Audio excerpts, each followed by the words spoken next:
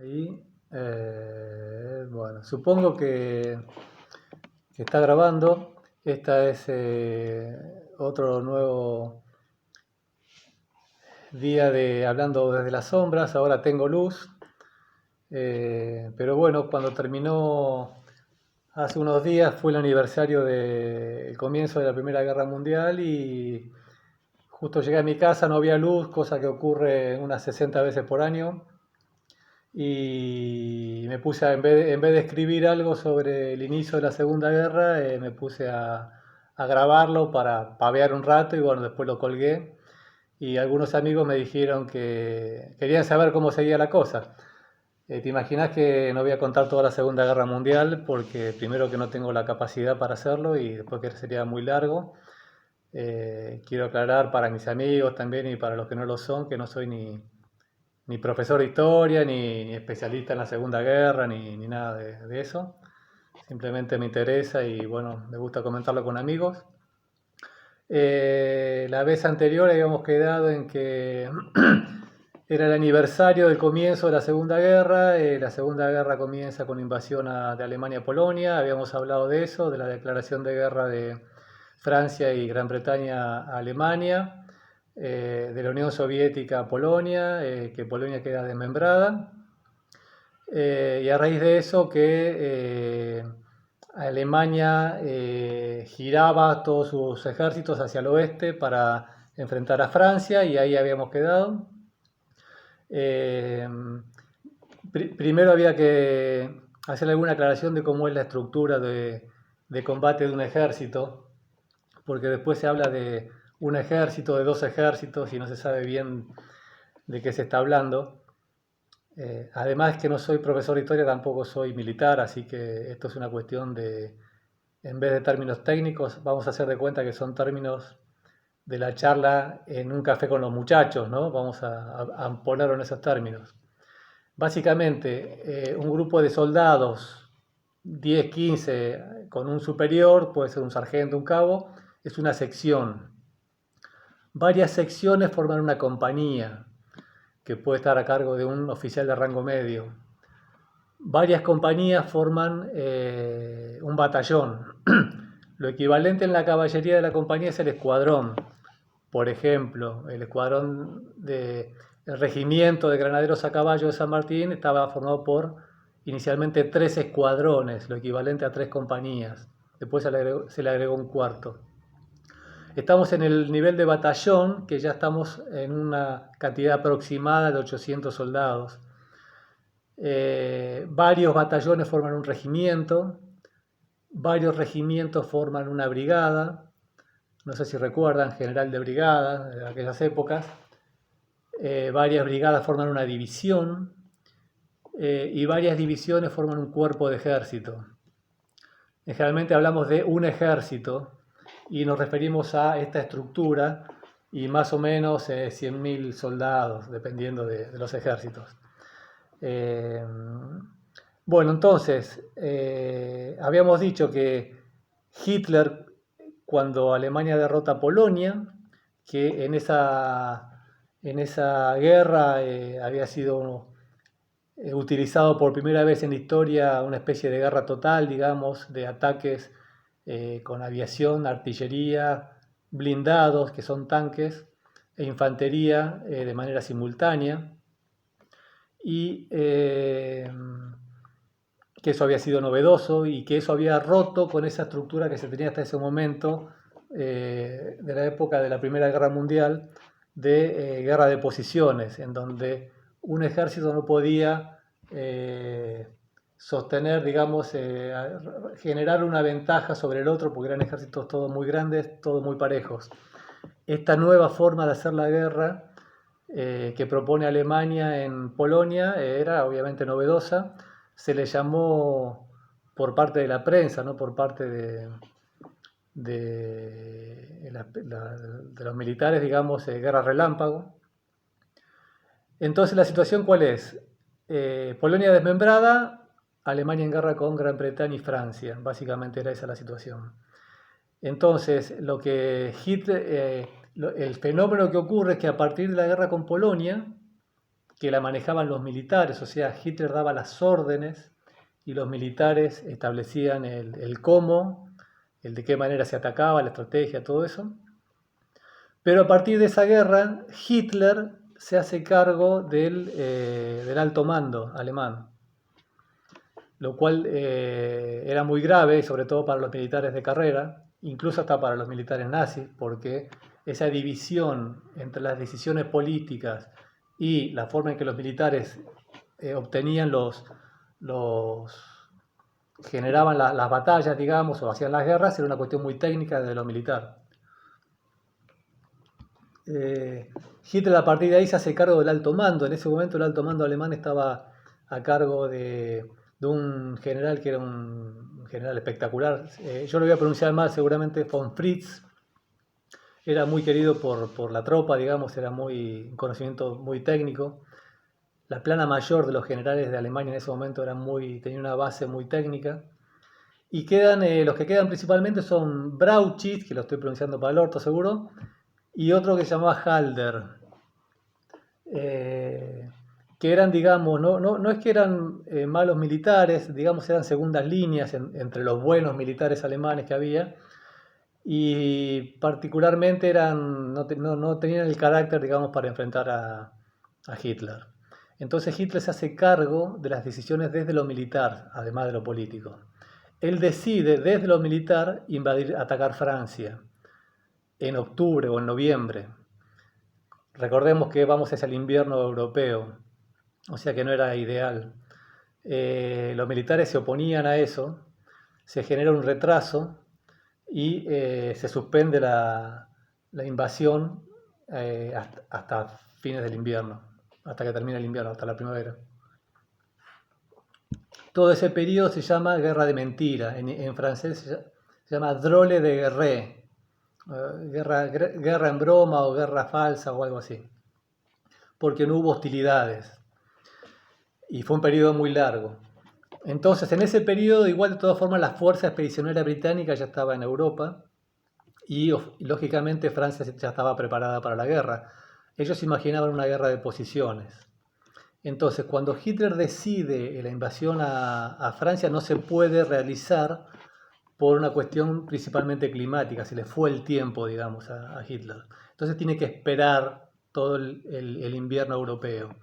En ese entonces, un general alemán, Manstein, que era uno de los mejores generales de la guerra, fue uno de los mejores generales de la guerra, le propone un plan a Hitler que en realidad no le llega. Manstein no tenía mucho acceso a Hitler, y como todos los tiranos, tenía una banda de chupamedias en el medio que le impedía muchas veces a los más serios tener acceso. De todas formas, Manstein prepara un plan que lo propone a Hitler. De alguna forma ese plan le llega a Hitler. Y acá tenemos que hacer un breve intermedio, digamos, un paréntesis. Había un general alemán muy antiguo que en el año 1905 prepara un plan de ataque en caso de guerra con Francia. Se llamaba Schlieffen. Búsquenlo en Google porque lo debo estar pronunciando para la mierda también. El plan Schlieffen ese, básicamente, consistía en atacar a Francia a través de Bélgica y embolsar desde el norte y desde el centro a los ejércitos franceses y llegar a París. Básicamente, muy resumidamente era eso. Ese plan Schlieffen queda ahí en los archivos, y cuando se produce la Primera Guerra Mundial, algo de ese plan se lleva a cabo porque los alemanes atacan primero Bélgica. Entonces el plan que iba a hacer Hitler tenía mucho que ver con ese viejo plan Schlieffen, o como carajo se diga, que implicaba atacar países neutrales, con lo cual se les iba a venir un quilombo más grande todavía. No se hacía mucho problema a Hitler.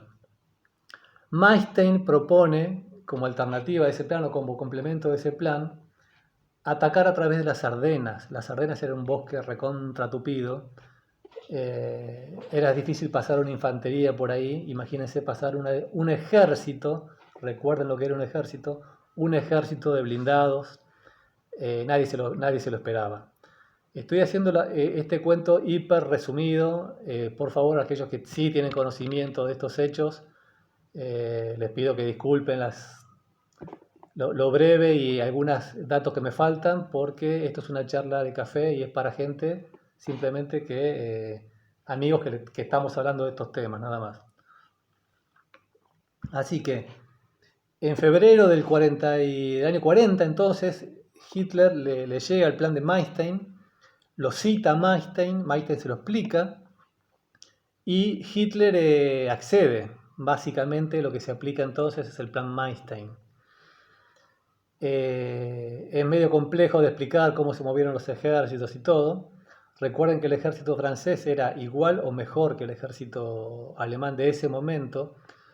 Recordemos también que los blindados franceses, que eran principalmente tanques Renault, eran iguales o mejores que los tanques alemanes de ese momento, que eran principalmente no sé si se llamaban ya Panzer I, eran unos Panzer checos de fabricación checa. No eran gran cosa en realidad. La enorme superioridad de los blindados alemanes estaba dada por la calidad de las tripulaciones, más que por la estructura de los tanques, ¿no? Eran muy superiores las tripulaciones alemanas al resto de las tripulaciones del mundo, de los blindados. Así que bueno, se produce el ataque, o sea, atacan Holanda, atacan los Países Bajos, atacan Bélgica, y las divisiones blindadas a través de las Ardenas, que no se lo esperaban, pasaron no sé qué cantidad enorme de tanques a través de unos bosques. La cuestión que en un momento queda, esos tres ejércitos, o sea, la fuerza expedicionaria, recuerden, británica, más un ejército francés, o sea, tres ejércitos, dos británicos y uno francés, quedan separados del resto del ejército francés. ¿Está bien? Esos tres ejércitos eran, como dijimos, aproximadamente de 100.000 hombres cada uno, o sea que eran aproximadamente un poquito más de 300.000 soldados británicos y franceses. Entonces, tres ejércitos alemanes acorralan contra el mar a esos tres ejércitos aliados y el resto de la fuerza queda pendiente de atacar al resto del ejército francés, pues ya en territorio francés. Cuando esos ejércitos alemanes logran embolsar, digamos, a la fuerza expedicionaria británica y a un ejército francés, los acorralan, por decirlo de alguna forma, hacia un pueblito costero que se llama Dunkerque. ¿Está bien? Entonces, acá tenemos que hacer otro alto. El primer ministro británico se llamaba Chamberlain o Chamberlain. De nuevo, mis pronunciaciones no son muy buenas. Este Chamberlain pasó a la historia como un tipo débil, como un tipo que se dejó engañar por Hitler y qué sé yo. En realidad este Chamberlain era un político de raza, era un intelectual, era un político sabio, digamos, era un buen político. Hitler engañó a todos, no es que lo engañó a él. Y en realidad no es que lo engañó, sino que Chamberlain quería evitar esa guerra que parecía inevitable y él llegó a creer que la había evitado. Más o menos para cuando están por suceder estas cosas, estas últimas cosas, a Chamberlain le meten un boleo y asume el que para la historia occidental quedó como un genio, un estratega, el chico rubio de ojos claros, Churchill, que era un mono con navaja y mono con ametralladora cargada y mono con granadas activadas, que venía de hacer una carrera espantosa, lo que pasa que tenía muchos... Era un tipo que iba al frente, eso sí hay que reconocerlo, pero ya se había mandado macanas en la Primera Guerra Mundial tremendas, que le habían metido un boleo en el orto por inútil. Entre esas macanas había sido la famosa batalla en Galípoli, ¿no? Recordemos en la Primera Guerra, los británicos y los australianos, los ingleses, australianos y otras tropas aliadas de la Primera Guerra avanzan sobre territorio otomano y los turcos le pegan un boleo, una paliza de esas y se tienen que ir espantados de ahí. Y la gran genialidad de Churchill fue que logró evacuar también cerca de 300.000 tropas, no me acuerdo cuánto, pero la genialidad consistió en que se le ocurrió atacar una zona que en condiciones muy desventajosas, le dan una paliza tremenda, pierden mucha gente y logran evacuar. Esa fue la hazaña. Y después se mandó una en Bélgica tremenda también. Bueno, ese era Churchill. ¿Qué característica tenía a favor? Que era loco, era chapita, era bruto y en ese momento por ahí se necesitaba algo de eso.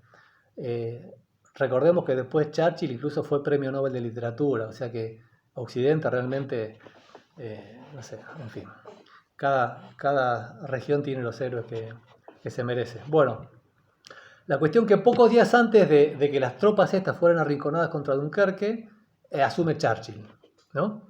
Entonces, Churchill es el que organiza, digamos, el que empieza con la organización de la evacuación de esos tres ejércitos, uno francés y dos británicos. Si se aniquilaban esos tres ejércitos, más la derrota posterior que vino de Francia, prácticamente la guerra ya terminaba, digamos, ¿no? La gran hazaña fue lograr evacuar a 300.000 soldados de Dunkerque, que fue una hazaña. O sea, digamos, a veces escaparse corriendo, depende, el éxito que tengas puede ser considerado una hazaña militar también, ¿no? No es lo que yo crea, pero bueno. ¿Qué pasó entonces en Dunkerque? Ese era el punto que había quedado pendiente, digamos. Como dijimos, invaden a través de Bélgica, a través de Holanda y a través de las Ardenas. Separan las fuerzas aliadas que eran británicos y franceses. Tres ejércitos aliados quedan sobre Dunkerque, sobre el mar, y el resto del ejército francés en territorio francés. Entonces había unos aproximadamente 3 ejércitos alemanes atacando a los que estaban en Dunkerque. Y acá vienen algunas cuestiones que tienen que ver con mitos que quedaron de la Segunda Guerra, que se repitieron, porque recordemos que las versiones que tenemos de la Segunda Guerra Mundial son principalmente Hollywood, Churchill y escritores anglosajones en general, ¿no? Que nos contaron que la Segunda Guerra Mundial fue una guerra entre Churchill y Roosevelt contra Hitler, ¿no? Obviamente que no fue así. Fue una guerra entre Stalin y Hitler, ¿no? Básicamente. Donde Churchill y Roosevelt acompañaron, básicamente, digámoslo así. Los que tomaron Berlín fue Stalin, ¿no? Quedó claro eso. Bueno, entonces, ¿qué pasó ahí en Dunkerque? ¿No? Como parte del mito. Uno de los mitos es que Hitler detuvo a los blindados alemanes cuando estaban a punto de destruir las tropas aliadas, porque Hitler tenía simpatía por Gran Bretaña y quería llegar a un acuerdo con Gran Bretaña. Esto que estoy diciendo se sigue repitiendo en libros y se escucha a periodistas que dicen y todo. Yo no soy historiador ni soy un experto, de todas formas me parece una pelotudez infinita. Primero que Hitler tuviera algún cariño por los ingleses, que no tenía ninguno, los enfrentó ya como soldado en la Primera Guerra, así que cariño seguro que no. Segundo, que si quería llegar a un acuerdo con los ingleses, qué mejor que hacerles mierda al ejército, ¿no? La mejor forma de llegar a un acuerdo con el enemigo es destruirlo primero, ¿no? O destruirle su capacidad en la mayor medida posible su capacidad operativa, ¿no? Y después que no ocurrió, sí, no. ¿Qué pasó? Entonces acá hay algunas cuestiones que por ahí ocurrieron todas juntas. Primero, el objetivo principal del ejército alemán era el ejército francés, que era el ejército poderoso, que estaba hacia el suroeste. O sea que Alemania iba a necesitar de sus blindados, de su fuerza aérea, de todo. Estos 300.000 se estaban escapando. La verdadera guerra en ese momento la tenía contra el ejército francés que estaba en el suroeste. Y Goering, que era el jefe de la fuerza aérea, y acá tenemos que hacer otro paréntesis porque típico de los gobiernos autoritarios, ¿no? Que dividen su propia tropa, ¿no es cierto? Para controlar a los suyos también los dividen, no solamente dividen a la gente. La fuerza aérea de Goering no eran solamente aviones, era toda una estructura militar que tenía blindados y tenía infantería también y tenía tropas de apoyo para donde se movían las bases aéreas. No eran solamente aviones. Entonces lo que Goering le dice a Hitler es que él se encargaba de esos 300.000 y que él se ocupe de Francia, digamos que lo deje a él, que deje en sus manos el tema de Dunkerque. No era tan descabellado porque, te repito, la Fuerza Aérea, la Luftwaffe, no eran solamente aviones. Y los británicos y franceses estaban saliendo corriendo. Eh, Algo de eso hubo. Los aviones fueron los que principalmente atacaban las tropas que estaban escapando. ¿Por qué los alemanes detuvieron los blindados? Que esa es la gran pregunta.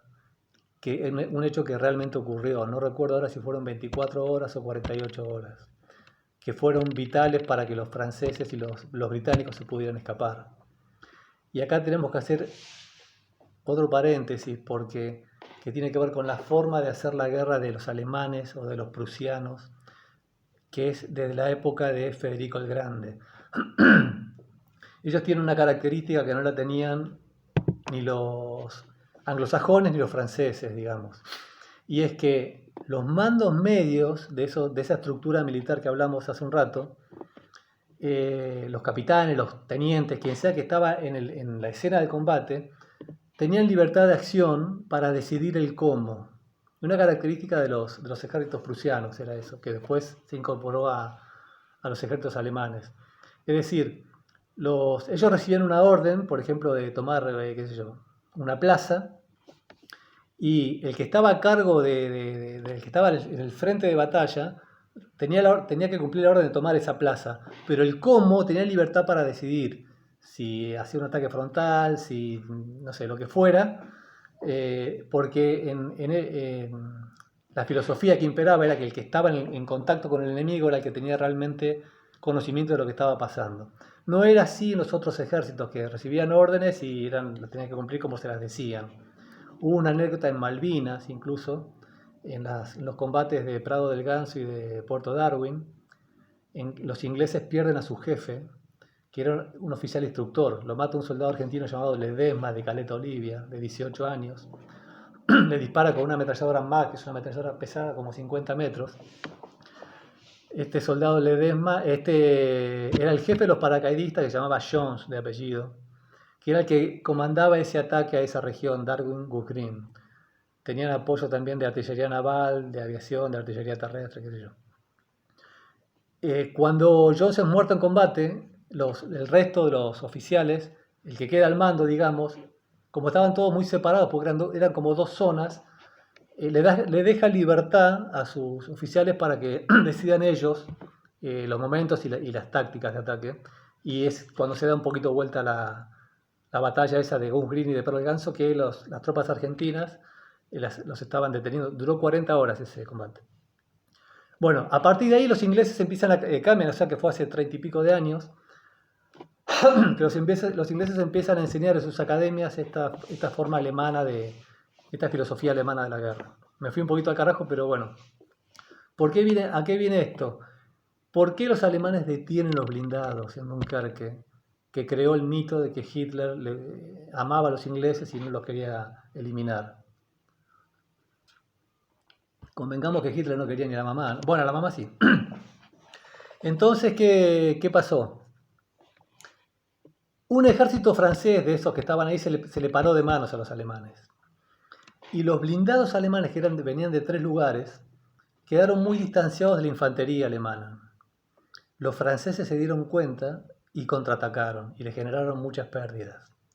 Entonces, uno de los que estaban al mando, que se llamaba Rundstedt, que era otro de los mejores generales de la guerra alemán, acá no sabemos si lo decidió por cuenta de él, lo que ya dijimos era una cultura del ejército alemán, o en este caso pidió permiso a Hitler. Hay dos versiones. Cualquiera que haya sido las dos versiones, Hitler dejó en manos de Rundstedt la decisión. ¿Cuál era la decisión? De detener los blindados para que la fuerza de ataque sea más cohesiva, porque se estaban alargando, digamos, y los franceses habían contraatacado. Entonces, ese periodo de un día o de dos que los alemanes se juntan, por decirlo de manera muy vulgar, le dio bastante tiempo a los británicos para escapar, que prácticamente lograron hacer volver a Londres a cerca de 300.000 soldados que realmente después les fueron de mucha utilidad. Salvaron 2 ejércitos ingleses y uno francés casi. Los héroes de Dunkerque fueron esa parte del ejército francés que se dio cuenta del error que estaban cometiendo los alemanes y los contraatacó. Ya saben qué pasó después, los británicos y los franceses que pudieron lograron escapar. Los que principalmente quedaron prisioneros fueron franceses. Después las tropas alemanas se encararon hacia París, digamos, y derrotaron en 15 días al ejército francés en una increíble actuación del ejército alemán, de las Fuerzas Armadas alemanas. En 15 días tomaron entre 1,5 millones y 2 millones de soldados prisioneros franceses. O sea, la famosa guerra de lo que no pudieron en 4 años en la Primera Guerra Mundial, esta nueva forma de hacer la guerra de los alemanes, los derrotaron en 15 días. Y fue una vergüenza espantosa porque, te repito, el ejército alemán de ese momento no era muy superior en cuanto a equipamiento. En cuanto a equipamiento ni siquiera era superior, hasta te diría que era inferior al ejército francés. Lo que era muy superior eran las tripulaciones y los mandos. Eran muy dinámicos los mandos alemanes, entre otras cosas por esta característica que yo recién les mencioné. Así que bueno, esto quería para completar aquel recuerdo del comienzo de la Primera Guerra Mundial y este periodo en el cual las tropas alemanas se llevaron puesto a Polonia, Holanda, Bélgica, Luxemburgo y Francia. Dejaron a Gran Bretaña colgada de la isla y mostrando una habilidad enorme, un ejército, fuerzas súper modernas, muy bien entrenadas. Y bueno, surge para otra charla cómo llegan los alemanes en el año 39 a tener este tipo de ejército, ¿no? De fuerzas armadas. Está claro que Alemania no estaba en condiciones en el año 39 de ir a la guerra. Los aliados entonces tenían una capacidad industrial igual o superior a la que iba a tener Alemania. Hitler pensaba el inicio de la Segunda Guerra para el año 42 o 43. Lo mismo pensaba Stalin, porque está claro que Stalin y Hitler no iban a ir a la guerra entre sí.